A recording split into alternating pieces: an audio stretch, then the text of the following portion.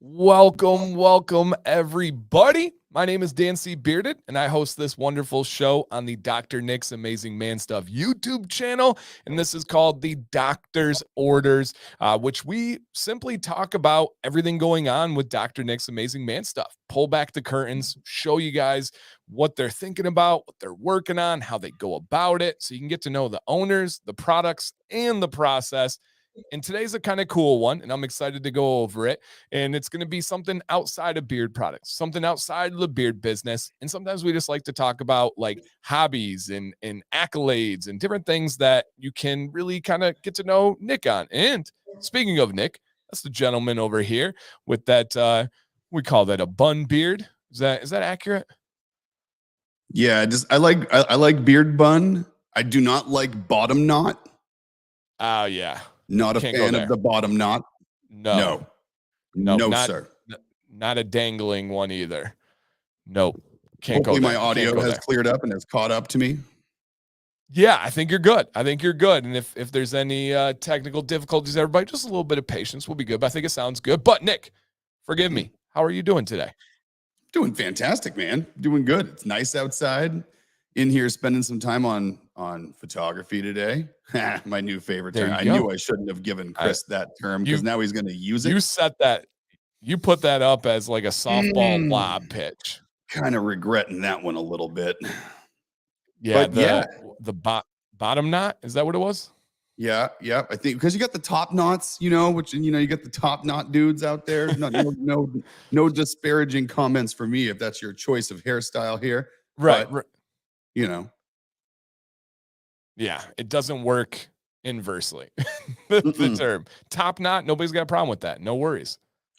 Yeah, bottom knot just doesn't really. I don't know. I don't like it. Mm-hmm. And then, it is handy though in the shop. I was kind of buzzing around today, getting stuff done, especially when I show you guys what I'm doing over here. It's the photo stuff. I have so many shots leaning over the camera to get something right with like a product photo. Yeah. And then I'm like editing and I'm like, what are those little, those are beard hairs. Love it. And I got to hang out with my buddy Jason this weekend, and he talked about, he got his shirt, the t-shirt, and talked about how comfy and how great of a fit it is. Nice. And then Diablo, another buddy I've been able to meet and hang out with, he said the Dr. Nick's butter is in beard today and just nourishes on a different level. Dude. Look at that. I love hearing that, man. I got some butter in today. It was one of those days where I was just a little dry this morning. So I was like, if I got this thing up all day, I might as well get some butter in there and let it work its magic. Yeah, it's almost like a nourishment boot camp day for you. It's like a deep mask nourishment. It kind of is. For sure.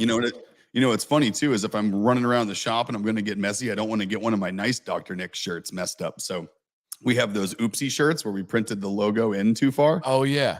With the tags on them still. Yep. And so I was like, I'm going to get messy and sweaty today. I might as well get something. And since I got the beard and the bun, you don't have to worry about where the logo is. There you go. So you put the beard up, boom, I can wear one of our oopsie shirts. Perfect. And G Squared, we should have time for your guys' photography questions for Nick at the end. So I've started this. We will be able to come back to it and hear the whole deal. Essentially, Nick's going to talk about his photography journey. He's going to show you a couple different things. It's going to be pretty awesome. And then Caden says, Dr. Nick's number 7, truly magnificent. And the scent is so good and light. Couldn't agree more, man. Caden, that number 7, that's what I have in today. No joke. Number 7 in butter. I just don't know if it came down to it and I had to pick IPA or 7. I don't know which one I would take. It's hard, man. That's I think I'm, as crazy as this sounds, I think I'm leaning towards IPA, but man, is it difficult. It is. And it's one of those things where if you like one, you're going to like the other. Right. I haven't found anybody who likes IPA, doesn't like 7, or likes 7 and doesn't like IPA, for example. So it's one of those things where it's because everyone likes both. It is damn near impossible to figure out which one I even like better. I think it varies. It's like once in a while I'll get bored with IPA and number 7 smells fantastic. And then I'll get bored with 7 and IPA smells fantastic. Yeah. So and Judd said he got a sample at 9. He didn't think he was going to like it, but now he does. That is the power of especially random samples. And we talked about that. Like, yeah, it definitely costs the company some money, but they're giving back to the community. They're saying thank you to you guys. And there's also an aspect of trying something that you never would have before and then being surprised at how much you like it. So I love to hear that, Judd. Dude, that's awesome. Heck yeah. And Cameron said, I got IPA a couple weeks ago. So good. Oh, Dude, man. Yep. love hearing that. Jason, same thing. I got number 7. I love it. You're right. I can't decide which one I like more. Yeah. Number 7 is my all-time favorite. Dr. Nick's is the only butter I use. Oh man. Well, thanks for that, Kevin. That's awesome to hear, dude. Yeah. Yep. And then Ruben says, So he's into fragrances in general, and I find just a slight difference between 7 and IPA. It's close to none, but in a good way, obviously. Yeah, it's super similar at the base of the essential oils. It's very similar. I wouldn't say identical, but there's a couple in one that aren't in the other, and vice versa. But the overall profile that you get, I think, is very similar. And but the hops, that earthiness of the hops, is like the note that you're just gonna pick out right away. Is like, oop, that's different. And I think that's what tips it for me. I really do. And we're going to have to maybe get real scientific and look into it. I think there's something about the hops that it does to my beard and skin. It's an analgesic, it's hops has been used for all sorts of stuff, like a preservative. It's been used as an analgesic. I mean, that's the reason hops was first in beer. It wasn't for flavor. It was for making the voyage across the ocean, right? It acted for a long time preservative. Exactly. And for a long time, people, even kids, drank beer because it was safer than water was. Oh yeah, when Black Plague days. Oh yeah, we talked about that little history lesson with beer on a previous stream where they didn't know why beer was safe and water wasn't. Yeah, they knew it was, and it wasn't going to kill them. So if something works, stick to it, I guess. Yep. And then to feed you on a new one here, Ruben says the butter is so awesome. I use it twice a day, fairly often. Is there, Nick, since Friday was just last time before the stream, is there anything that comes in mind with Ruben? Oh yeah, Ruben. I don't know if you saw on social media, but we were out of the office yesterday, so it didn't ship, but it will ship out today. We have a little surprise package going out to you. Zero charge. You were our review of the week winner last Friday. We're going to come up with a little more official way to come up with ways to make sure we can tag people on social media whenever we get those winners, so we can tag you and it pops up in your feed and you'll notice it in case you miss it skimming through ours. But we did select your review as our review of the week. And so we read that on Instagram on a reel, and we're sending you out a thank you package today. And we're going to be doing that every week, guys. So, I mean, anyone who submits a review, no need to go crazy, right? We only got 60 seconds on those reels, but we will be picking one every week. We already picked the winner for this past week. We'll be announcing that this Friday. And I'm pretty sure, based on something that came in yesterday, I might already have the winner for this week too, but to be seen. We will see. We got more days left here. So got a good but one. Every week, yeah, little fun one. Review of the week. We get to read your review out loud on Instagram, give you some credit for saying something nice. And then we send you something that hopefully you haven't tried before, or if you're one of those people that has ordered a bunch of the same thing, we might just restock something that you have that's one of your favorites. Perfect. And just so you get a little bit of wiggle room, that's the case for shorts and other platforms. Instagram, we actually get up to 90 seconds. So you got a little bit more. Yeah, I was thinking about using the 90-second one and moving it, but then I wanted to be able to put them on YouTube Shorts also. I kind of want to syndicate them on both. So I want to keep it to 60 so we can have it on the YouTube channel and on Instagram, Perfect. And I didn't hit the little download button, though, before I did the publish on this Instagram one. So that'll start this week. That was a dry run last week here. Perfect. And another random package. And you guys, they don't often talk about this stuff, or they don't do it to promote it or put it on Instagram or anything like that. But Dr. Nick's often will send out random packages just when stuff comes to mind. And for example, if somebody's ordered a ton of stuff and then Jill recognizes they haven't tried the conditioner, Jill just might toss in the conditioner. Also, they recognize that it was Ellie's birthday, and then randomly we're just sending her out a shirt. And she said, thanks for the shirt. Fits great. She's already worn it twice. Oh, that's awesome. Right on. That was Jill. She was like, I know what Ellie needs. She needs a birthday present. Yep. That was perfect. That was perfect. Also, my birthday is on Thursday, everybody. Make sure you guys get your tests and your quizzes ready. I always quiz about my birthday. But Kevin says, Dr. Nix is quickly taking over my top 10 oils with each one I've tried. Top 3 so far. So his top 10, the top 3 of the 10 are owned by Dr. Nix. Woo. Man, that's a huge compliment. Yeah, That's amazing. That's pretty dang cool. Yeah, Judd, I've been watching Jill in that shipping and receiving room. I know for a fact you did not get any toenails. Those are for us. We would not give away our precious toenail clippings that are sent in by our lovely customers. Just so you know, everyone who's new to this channel, this is a long running bad joke. Please do not send us your toenail clippings. Hey, they're sick of them. Stop doing it. Jeez. Awesome. A box full of them. Nice. JT Steve says he absolutely loves them. He goes, I don't dislike, but not crazy about IPA. I might be the only one by project. Oh, okay, there you go. So you got someone who loves 7, but isn't super crazy about the IPA. Oh man. Well, hey, write that one down. You know, you might be one of the, like you say, you might be one of the only ones, but dude, hey, it's that's cool. One of those things, right? You got to try it. For sure. And so, Dr. Nix, I got a bunch of questions on this, and I was fielding it in my own ways, but people would love to hear from you, and I'm sure this is input from Jill as well. So there were samples of the growth stimulator that went out, and I believe everybody was also included with the essentially the mascara applicator that a lot of people saw. So, Nick, to answer this question, what do you got for the correct way to use the growth stimulator? Yeah, so the correct way to use the growth stimulator, right? So it's best used at night. You know, it's a great time to use it, but it can be used anytime, right? So we get a lot of questions so far about, if I've already used an oil, can I still use the growth stimulator? Yes. Some people have asked, can I use it after the shower? Because we say use it at night. You know, use the oil when you get out of the shower, and then at night, you apply your growth stimulator. Some people shower at night, right? And can you still use your regular oil and butter with the growth stimulator? 100% yes. You can absolutely use it in conjunction. Now, some people have asked, is it better to put it through your whole beard or just in the patchy areas, more on the skin, more on the hair, etc.?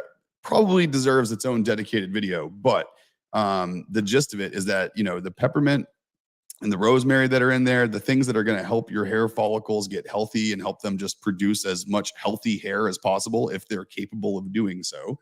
This will encourage that sort of behavior and activity. And it's so because of that, right? Your hair follicles are in your skin. So you want to focus on the skin. Now, it's not to say that you want to keep it off the hair and don't get it in your hair. It's a great heavier weight, nourishing oil. It's going to be great for your hair.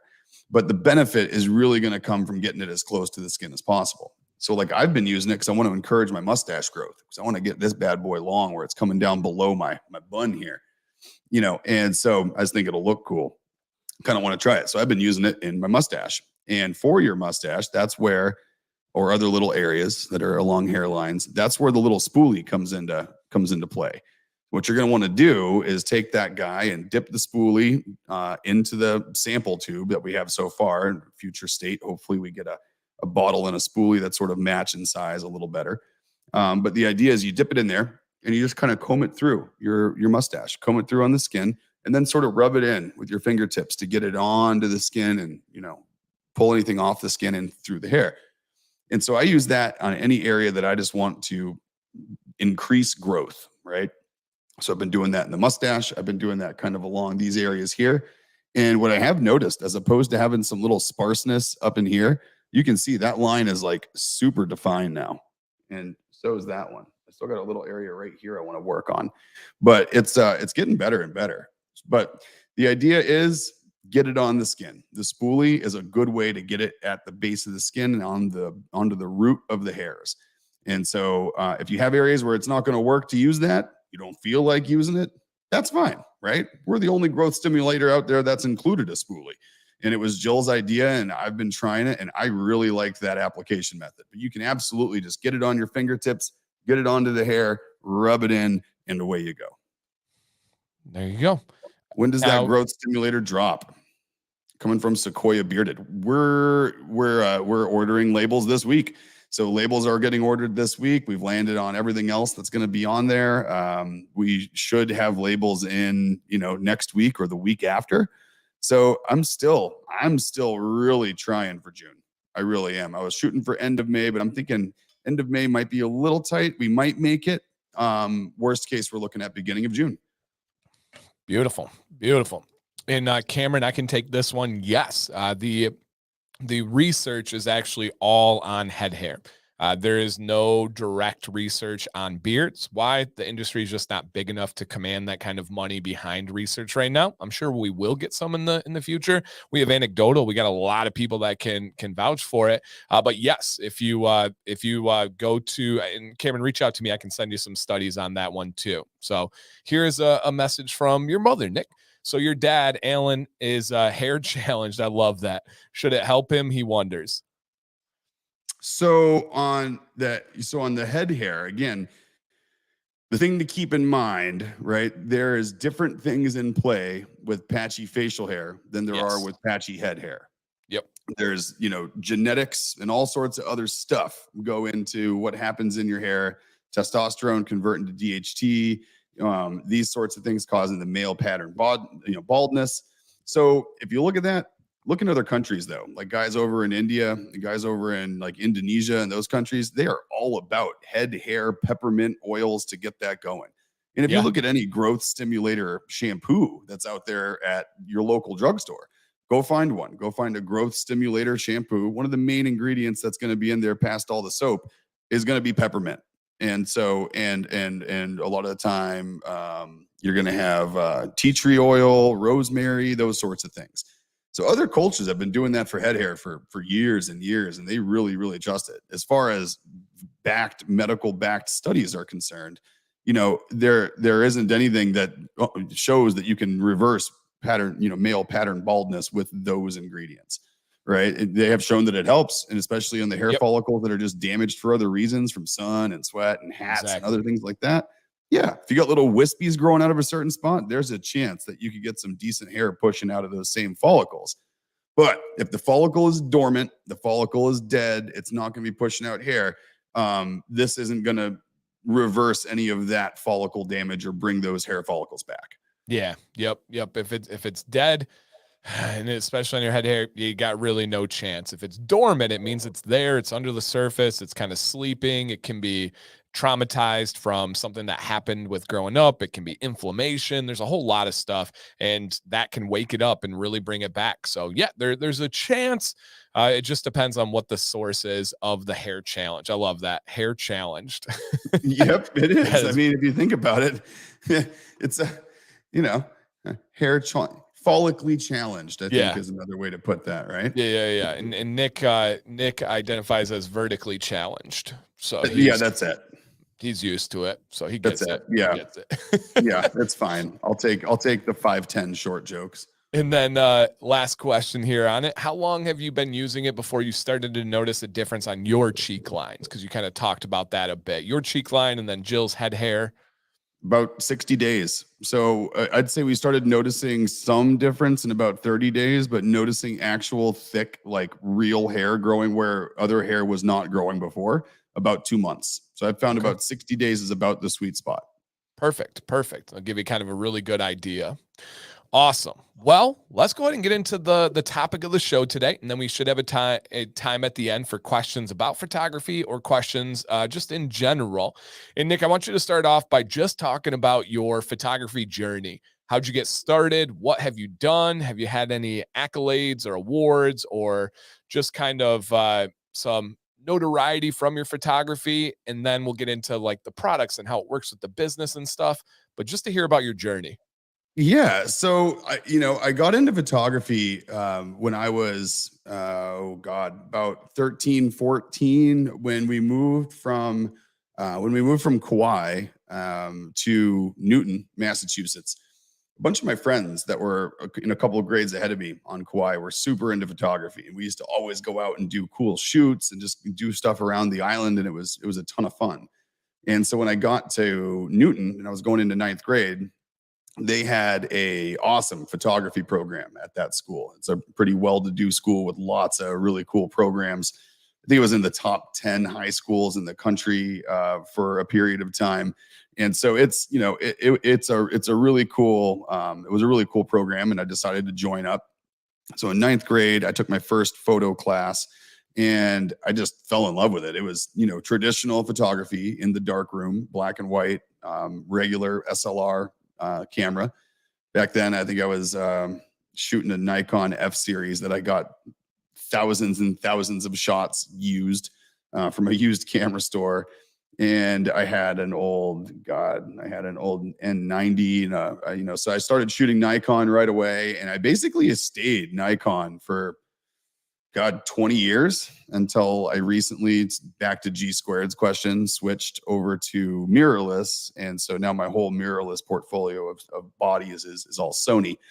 Because back when I switched, Nikon's Z series mirrorless wasn't that great. But anyway, I digress. I started off basically right then and got super into it. And just my room at home was just, my walls were covered in negative strips and contact sheets, and ended up building a dark room at home, and ended up doing dark room work for quite a while.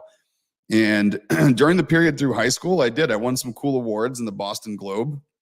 There's a photo of mine, and I was going to grab it for this, but all I have is a printed version of it, and I didn't get a chance to scan it in so we could see it on the screen. I wasn't going to show the glossy 8x10 here in front of the camera. But it was, I took a extended exposure of a sign that said "Look before entering track area" at the T station for the Green Line in Boston. And I did an extended exposure with all the people walking by and the train blurring by behind the sign. And my photo teacher entered it in the Boston Fine Arts competition for me. The photo got an honorable mention in the Boston Globe, but the Mass Bay Transit Authority, MBTA, ended up getting a hold of the photo, and they ended up getting a hold of me and asking if they could use it on posters inside the train areas and on safety pamphlets that they were coming up with at the time. And so it was plastered around about 15 train stations throughout Boston, real big, blown up on the walls. And that was really, really cool. Unfortunately, they put it up after I had already moved. So I never got a chance to get a photo of me standing like in front of my photo on the wall, which was a bummer, but still pretty cool. And then I had one other photo that got an honorable mention, and another one that got actually won the Golden Key Award. So I did win a Golden Key from the Boston Globe back in like 1999, which was, you know, it was pretty cool. I wasn't supposed to enter either of those years, actually. It's only for juniors and seniors, but my photo teacher slipped me in. And so I was the only, at the time, freshman for any school to ever win the Golden Key in a Boston Globe fine arts competition, which was pretty sweet. And that kind of, you know, the next school I went to didn't have a photo program, but I had the bug at that point, and I kept it. And so I was just always sort of doing my own thing. And as that progressed, eventually that turned into doing lots of concert photography. You know, we were really close with the guys in Guar. And the guys in Guar, their lead singer at the time, Dave Brocky, he was like, dude, he's like, why aren't you doing any of this with like, you know, why aren't you doing any of this professionally? Like, why don't you do any concert photography? You say you like photos. And I'm like, well, I've never shot a concert before, different lighting. You got all the strobes and the fog machines and everything. And I'm like, plus, you know, I'm new. I've never done it. Like, who the hell's going to let me do it? And he's like, I'll let you do it. I'll get you in on a photo pass in our next concert when we're up in your area. And so Dave basically convinced me to do photos for Guar. And I did that for, like 5 or 6 years. I went down to Richmond, Virginia, and did photos with them down there. I've shot them in New York and Vermont, New Hampshire, Massachusetts.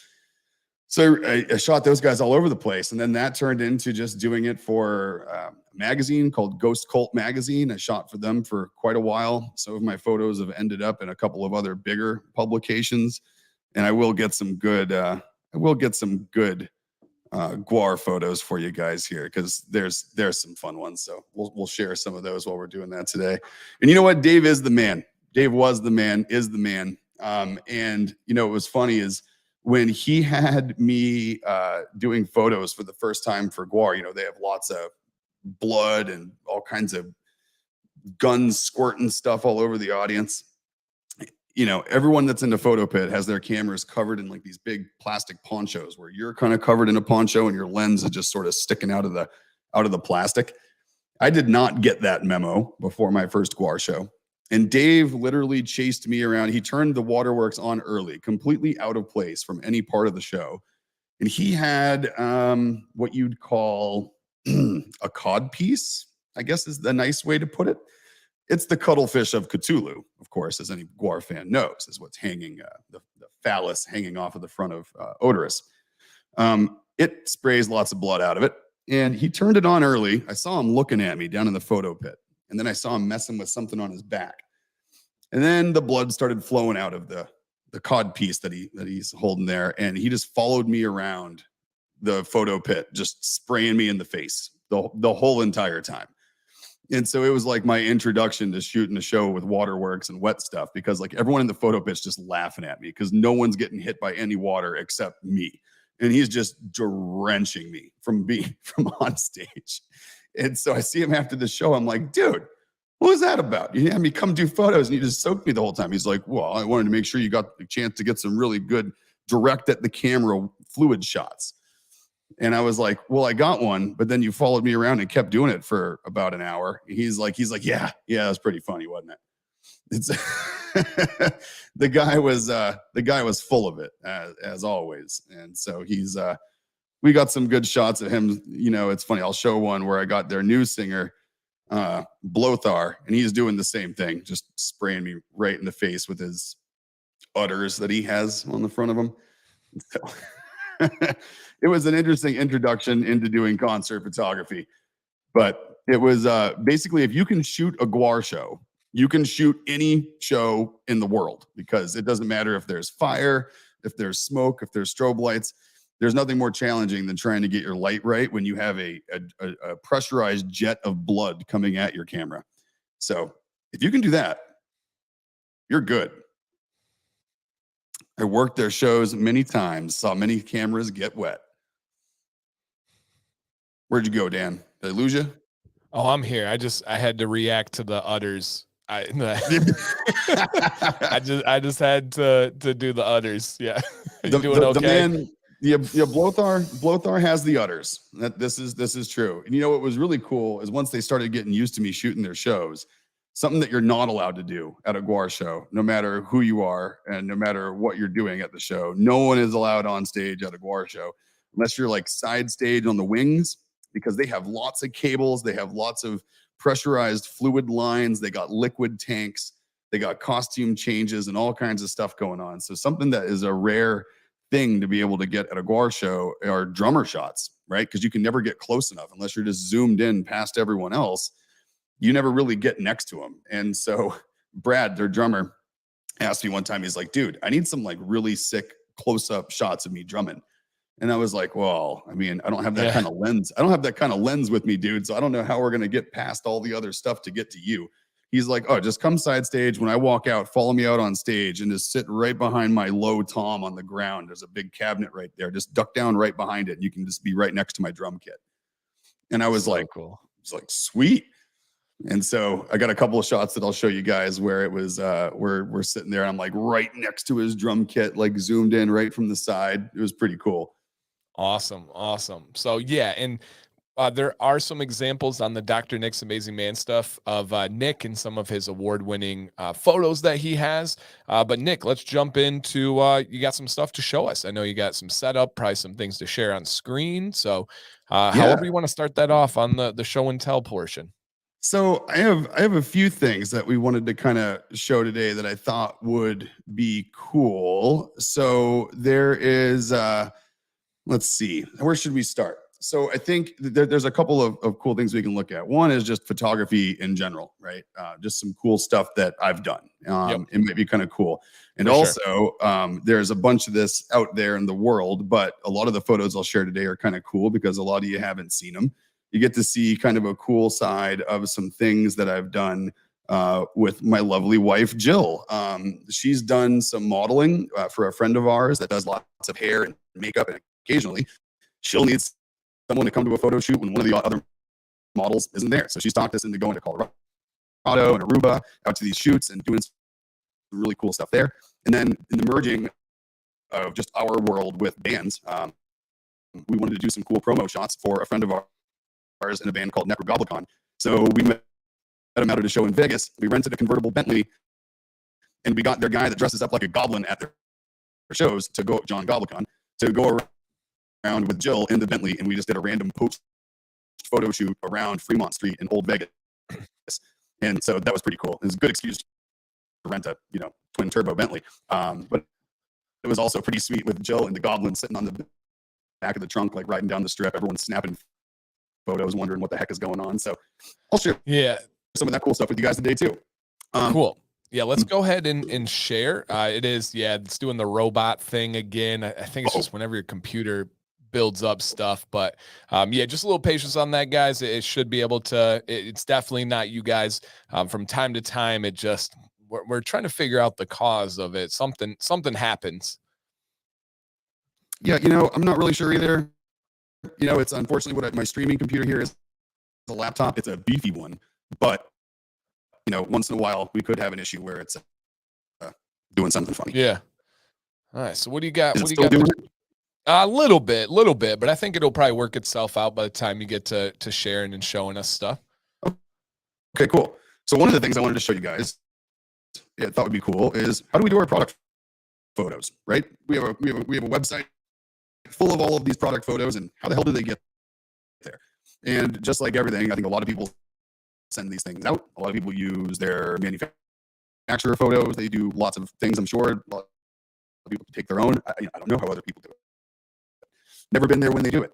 And so one of the things I was going to show you guys, I'll share my screen here in 1 second, is present,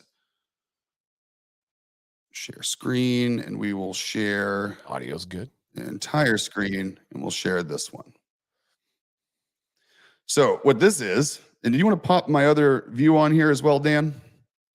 You dropped out. It removed at some point. Oh, okay. Let me get back on there. It's entering now because I want to show you guys this. It's pretty cool. Heck yeah. Yep, and audio's all good again. Okay, good. We just mute that guy. All right. And we should be good on audio, guys, but if you hear something crazy and stuff, just you can kindly let us know, or one person let us know, but sometimes bringing in different sources and stuff can make it work, but I think we'll be okay. So what you guys see here is two things. You guys can see this light box there with the big lit up box, and I'm going to move the camera so you can see what's going on here.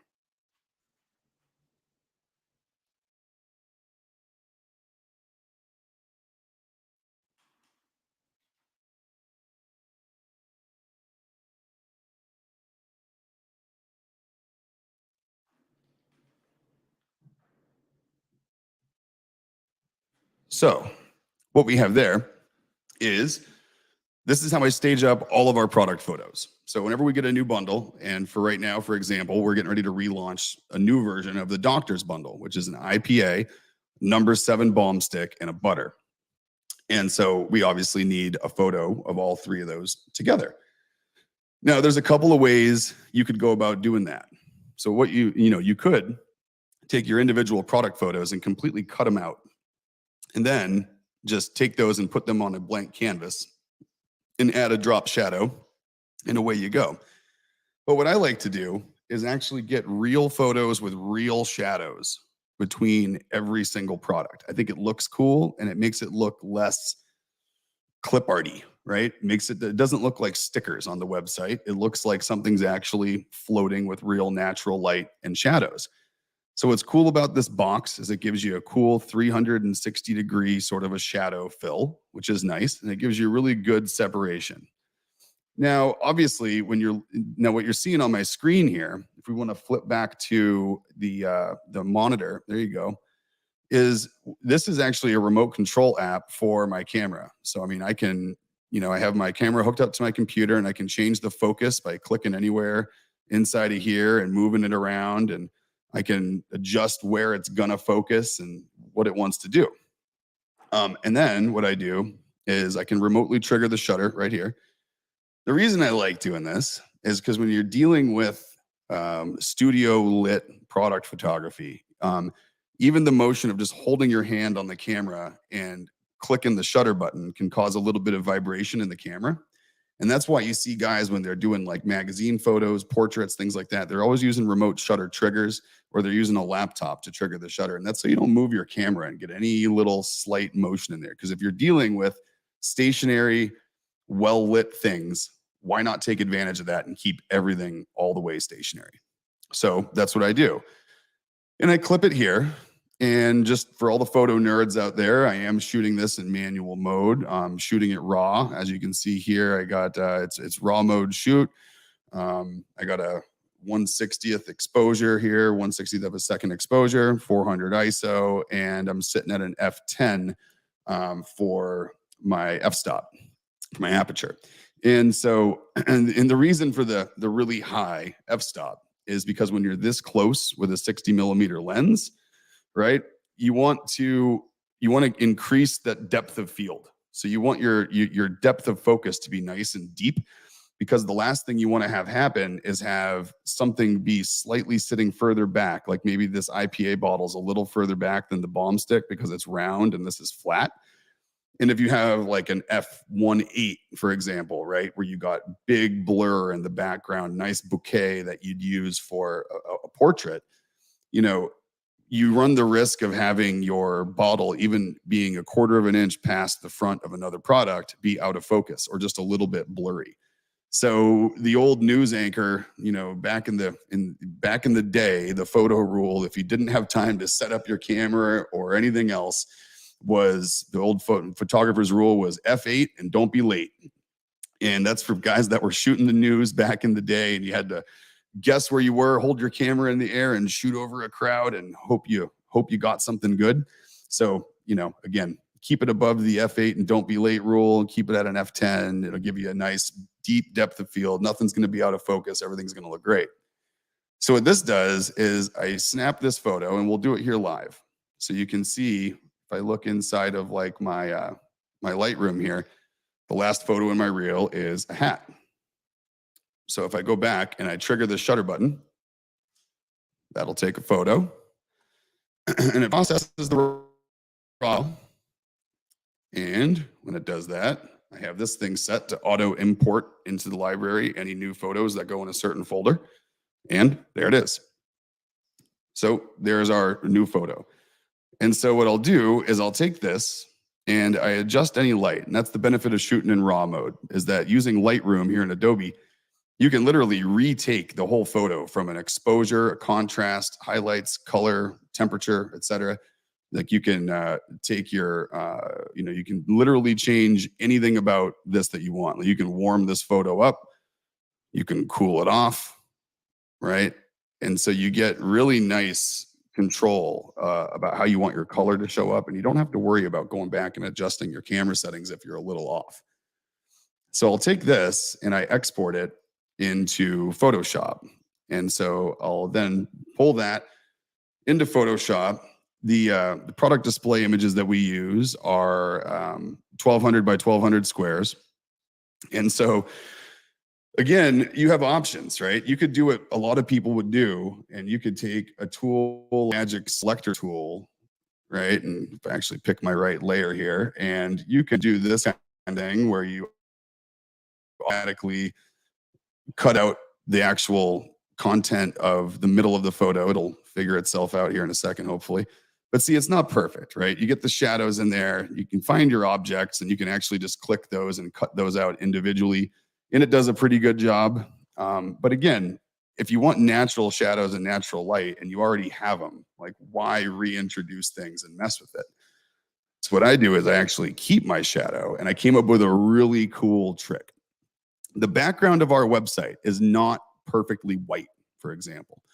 So I can't count on the square that's around this photo to match the color white that's on our website. And if I put this in there just as it is, what you would get is this white box and then a slightly off-white box, around it, right? You'd have the off-white gray of the website, and then you'd have this stark white with a sharp edge, which I don't think looks good at all.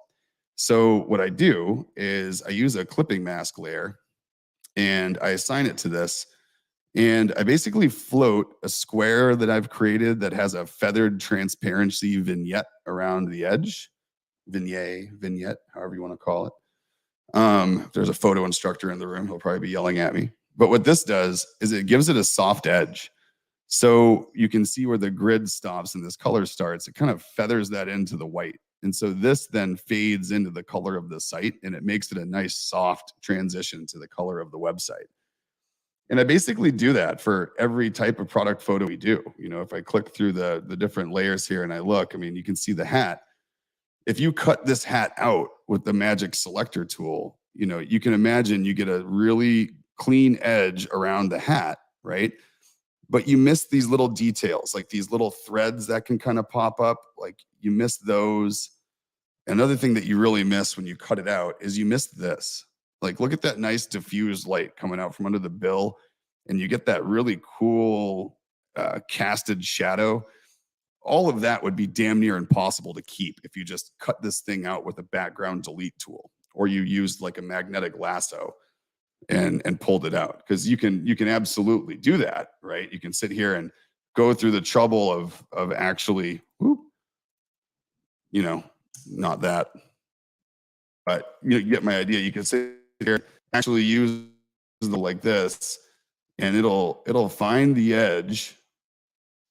But the challenge you have is, you know, I had the wrong tool selected, I think. Anyway, not my point. It's that, magnetic tool. So this is what traditionally I was doing, is I would go around the whole thing like this and I would outline it, right? But then look what happens. It gets next to the white of the logo and it has no clue where to go, right? So I just like the look. I like the look of the natural shadows. I think it's worth it. I think it makes everything look really nice. It floats it just right. And it really just does bring it all together, make it really clean. And you can apply this layer mask to this guy there, and away you go. And now you get a nice feathered line around the outside and the tops and the bottoms, and your photos end up looking great. So this is, I mean, that's kind of my process for everything we do for product photography. Is it goes into the light box, I figure out exactly how I want to frame it, comes in as a raw photo, you export that into an actual editable image, and then you're able to then take that and mess with it, put it onto the canvas that you want, and then you export this as the JPEG that's the right size, and it has the compression and everything else that you need for a website to load quickly. And you end up getting really nice product photos that don't look like stickers and they don't have jagged edges. It's pretty cool. Took a little troubleshooting to figure it all out, but I think the end result works really well. I think it was worth the investment in time to get a good setup to do it. For sure. And I'm shooting this with a Sony. It's a Sony A7 Mark III, and I got a 60 millimeter Sigma art glass lens on there. I really like the Sigma art glass stuff. It's really nice. Great bang for the buck too. Beautiful. And you do really notice a difference when it's on a background that's not just straight up white, where you can see the natural shadows and you see the real photography rather than just the cutout edges. Because we both saw both sides of it. We were able to see, and we're like, this isn't like the original one. We're like, it's not bad. There's nothing wrong with this. And then Nick showed his photos and not using the removing. It's like, oh yeah, this is just better. Yeah, you know, it is. And one of the things is it really speaks to the realism. Like, look at the straight rim, how you got, like, you know, you have the green bill underneath. Yeah. And if you look at the shadow almost has a green tint to it. It does. The light's reflecting up off of the hat and hitting the paper. For sure. Because it's got this really nice matte drop cloth that goes behind this stuff. And it creates like that nice swoop in the background so you don't see any seams. And I mean, guys, if anyone's ever trying to do something, whether you're trying to put something on eBay or you're just, you know, taking photos of small stuff that you want to look good, these light boxes, this one's fantastic. It's made by Pulos, and you can buy one of these for $500 at a photo store, or you can get this one off of Amazon for, I think, $40, and it comes with all the lights built in. There you go. You know, they're fantastic. It's got 3 lights, and it's got this cool little hole in the top where if you wanted to get top-down shots, you can mount your camera to the top, and your lens just sticks out in the little hole inside the light box. Yeah, I have one similar price range from Newer, which is an Amazon company, same kind of thing. And yeah, it can be very helpful. Oh, dude, they're great. You know, I used to have one I had this big tent one before that was just clear on all the sides, and you had to put lights next to it. And just the setup time for that was just a nightmare, you know, because you'd be sitting there and you'd have to get the light set up next to it just right and do that whole thing. So this one saves a ton of time. For sure. For sure. Yeah, I know, right, Jill? 13 minutes left is crazy, crazy, crazy. And I hit you a couple questions, and then if you have anything else to go through, but I love this question here because it seemed like DSLR was the thing for a long time, right? When you wanted to get a nicer camera, and it was, they're bigger, they're bulkier, they're heavier, and then mirrorless came in and really shifted things. But you still have people that have strong preferences for DSLR, mirrorless. I'm sure it's a situational type thing, but what would be your feedback on someone like G Squared who says it's a hobby of mine, I really like it, I'm going to make an upgrade? Do I look DSLR or do I look for a mirrorless? What would be your advice?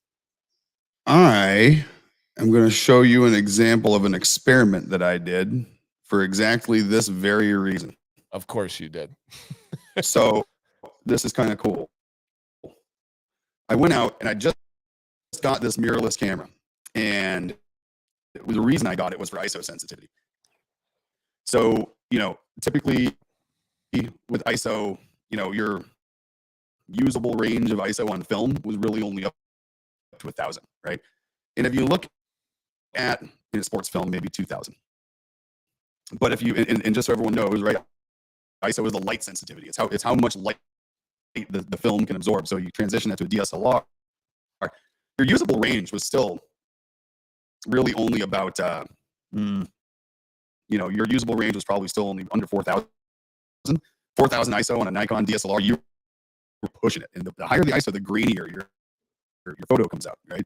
And so it's grainy stuff, low light, you know, you can still capture it. Now, these cameras, your mirrorless, like mine, it has a usable ISO up to 12,000 versus the 400 you could use, 800 that you could get from film, right? And so if you look at DSLR versus mirrorless, one of the major differences, not only the body size, the speed, and what you can get, the light sensitivity is really it. And so for me, doing concerts and doing other low light stuff, having the ISO sensitivity was my main reason for switching. And it makes all the difference in the world. And let me show you guys something. I'm going to share my screen here again. And this guy is a pretty cool example. So I took some really cool low light shots, right? I was out dead pitch black. It was middle of the night. And this was about 11 o'clock at night. And you look at how crisp these black and white photos come out. There is no light behind me hitting this. There's a street light, just like the one in the distance, way back behind me. But that's literally all I was doing from a light perspective. And again, you look at like these single light source photos, some of these guys, like these old Airstreams and stuff like that, like that was the back of a parking lot with no lights on. It's just catching residual light reflecting. But here was the big test. I went out somewhere with no street lights. I went out to the beach, and I'm not even kidding you guys. This was shot at 12,000 ISO, pitch black, facing the water. Wow. That's the moon. This is not daytime. This is not sunset. This is at about 11:45 at night. There wasn't a light anywhere except for this one out in the distance.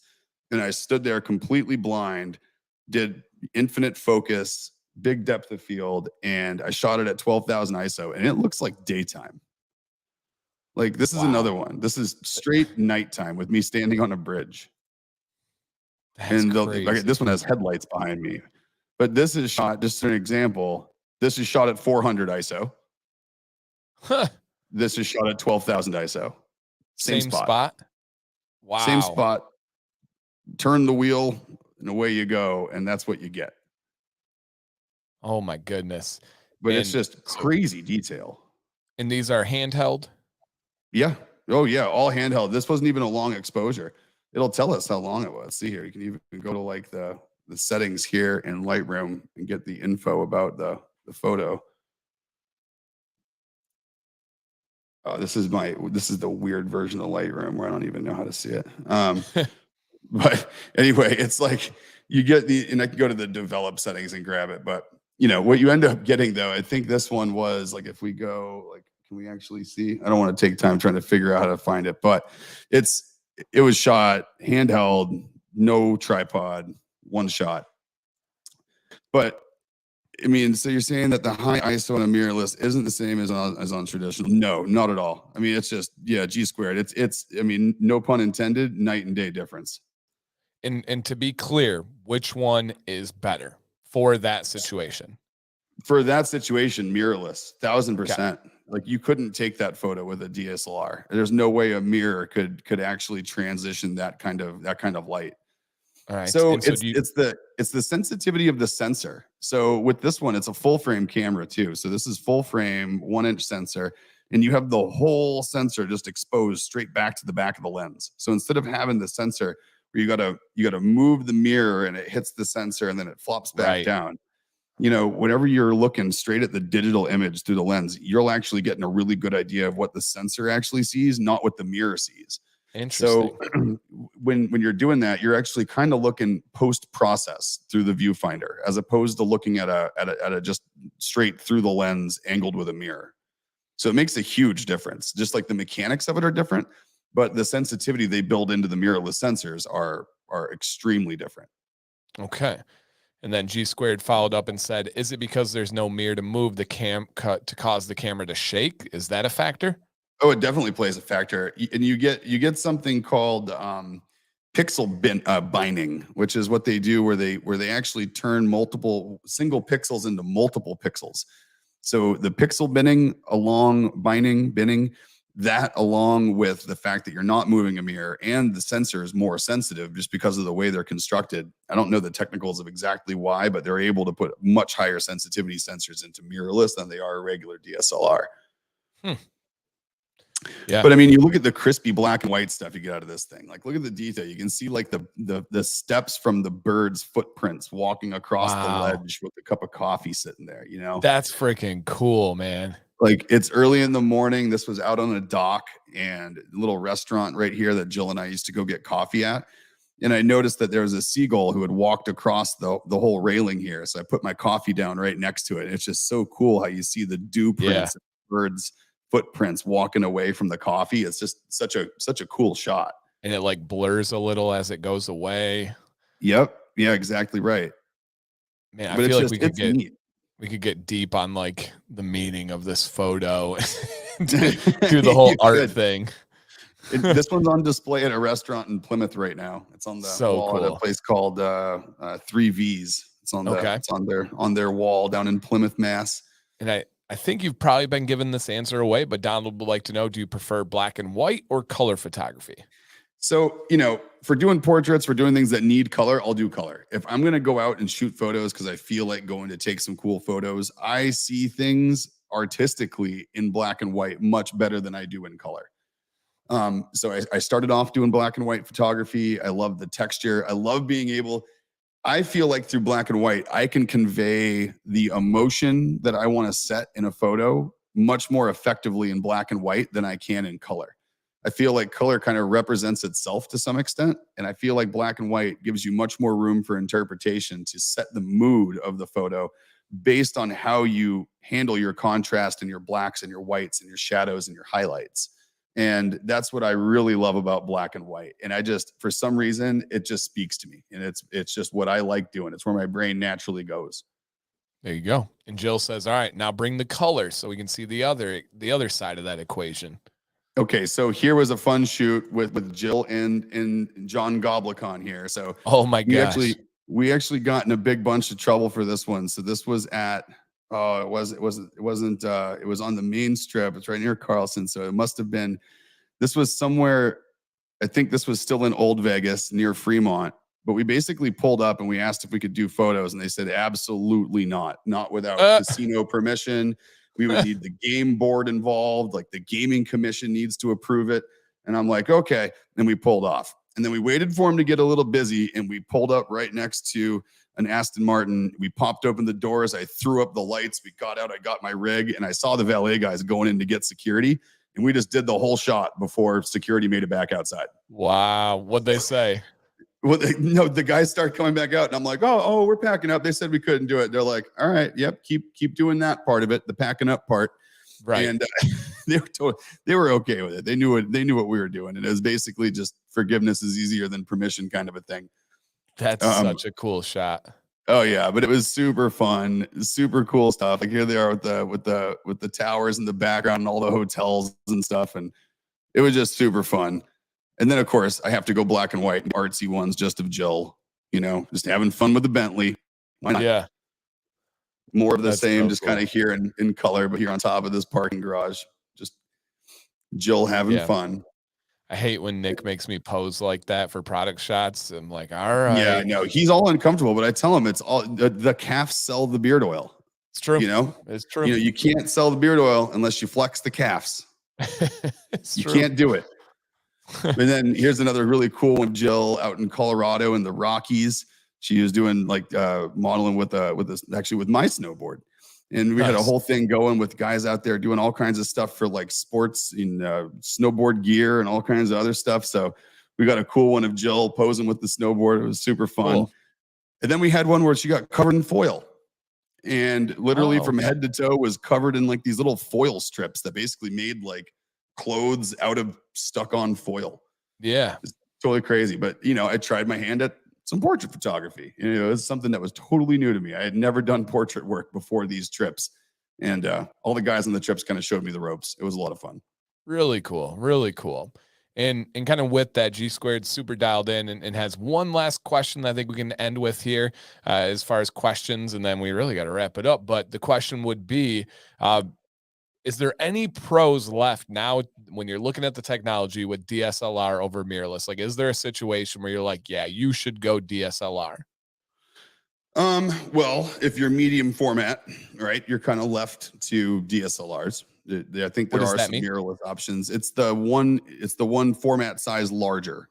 So you got like regular 35 millimeter, which is standard 1-inch sensors. And then you have your medium format, which is square and a little bigger. And then you got large format. And those are typically like Besslers, and those brands are using those $20,000 up cameras. They're ridiculous. If you're shooting in the 35 millimeter space and you're shooting, so one, I would say, would you ever pick DSLR over mirrorless if you're cropped? If you're doing an ASPC sensor, right? Then no, you would always go mirrorless if you have a not full frame camera. If you're not going to go full frame, which if you're going to do anything professionally, you want to, right? You want the sensor space, you need the light, and also the lenses that work with full frame are much more full featured lenses than crop sensor lenses. Now, so there's one. Always mirrorless if you're under full frame. Once you get to full frame, I would say it is entirely up to preference. Unless you have a low light situation, then there is no reason you would pick DSLR over a mirrorless. Gotcha. That's really the name of the game. So they're pretty much becoming obsolete. I think there's unless there are people out there who just like the mechanical bodies. They like the beefiness of the bodies. They are more durable. They're a lot more rugged. They're building rugged mirrorless now as well. But like, you look at some of the tried and trues that are out there in the portfolio from Canon and Nikon. It's decades old technology that they've freshened up with software. They're built like tanks. They're self-defense weapons and cameras. So true, especially against security guards. Yeah, exactly right. You never know when you're going to have to defend someone like Satchel here with the neck of his guitar coming at you, and you need to like pop, hold that thing up. Mm-hmm. That's Steel Panther here for anyone who isn't familiar. That's awesome. Awesome. That's so cool. That guy actually touches up his lip gloss while playing on stage. They're like a glam metal parody band, and they're hilarious if you haven't ever listened to them. Okay, cool. Nice. Gotta get him some beard balm, have him apply it to the lips during a show. Yeah, he has a little makeup mirror with his face on the back of it, and he holds it up in the middle of it, and he like touches up lip gloss. It's hilarious. Nice. Jason says Steel Panther. Steel Panther. That's it. Yeah, Jason has done thousands of shows, literally thousands.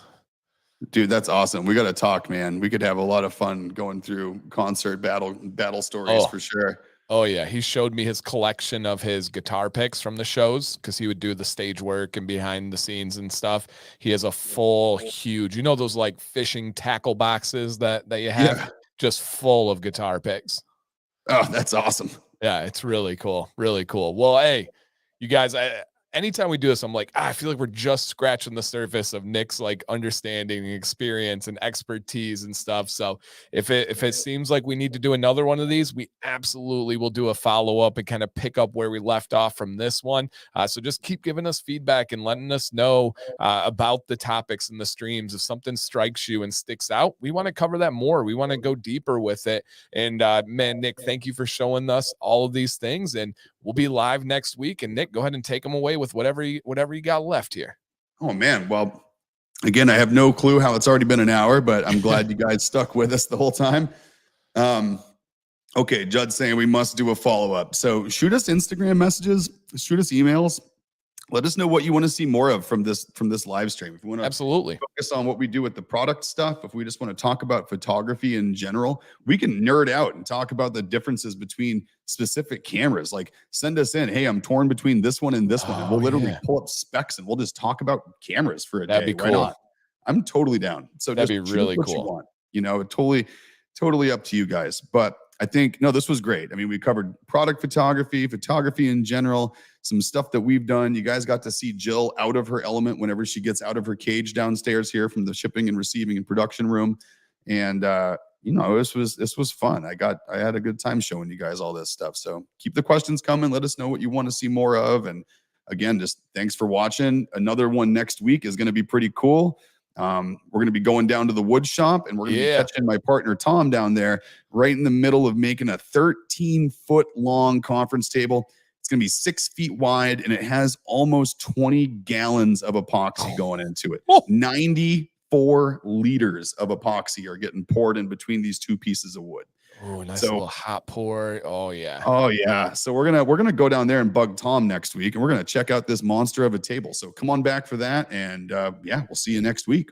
Yes, 1 p.m. Eastern on Tuesday, you guys.